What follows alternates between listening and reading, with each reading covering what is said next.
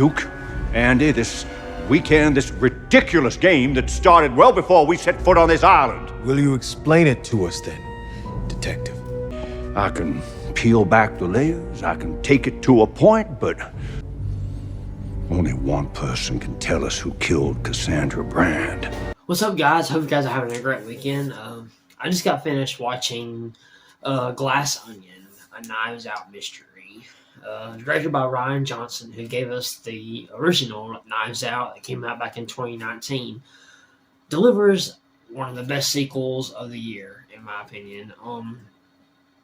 It follows Benoit Blanc, who now is been invited to an island owned by this tech billionaire, Miles Bron, played by Edward Norton, who has assembled a group of friends who he actually worked with and invested with to solve his supposed murder in this little murder mystery weekend he has put together or whatever. So basically, as Blanca begins to peel back the layers throughout the weekend, he discovers there's much more than meets the eye. There's a lot of twists and turns throughout this movie that I absolutely loved. I was a really big fan of the original. I remember when the trailer came out back in 2019 for the original, and I was super excited for the stacked cast that it had.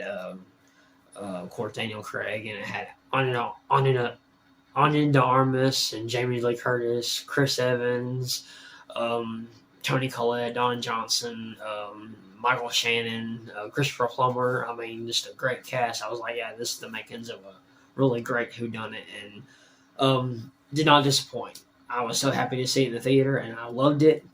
And then when I heard that the sequel was coming out about a year or so ago, I was like, wow, I can't wait to see this. And then when I saw the trailer a few months ago, when I saw the cast was big, who was in it, the cast and who was in it, I was like, yeah, this looks like it's going to be fun. Kate Hudson. I mean, you got Kate Hudson, you got Edward Norton, of course, you got Daniel Craig, of course, who's returning. You got let's see who else. Dave Bautista, Kathyn Hahn. Let's see, Leslie Odom Jr. But I think one of the biggest standouts in this movie is Janelle Monae. She takes up a lot of about 65-70% of the movie, and she really is a force in this movie. She's kind of the connecting link in this movie's story, and I really love how it was executed, and it was just like, wow. Really great performances. Dave Bautista, he's really good in this movie. He provides some of the humor in this movie, which another thing it's actually really funny. There's a lot of funny parts, mainly coming from Dave Bautista's character and Daniel Craig as well.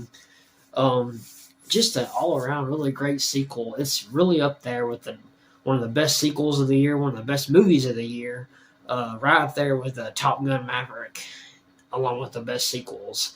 I had a really good time. I really wish I could have saw this in the theater. I really did. I saw the first one in the theater, and but it wasn't playing in any of the theaters near me, and I just didn't feel like driving an hour or 2 hours to go see it. So I figured, well, I'll just wait until it comes out on streaming, and it was definitely worth the wait because it's definitely a lot of fun. If you're a big fan of whodunits, you'll love this. If you're a fan of the original, you'll definitely love this as much as I did.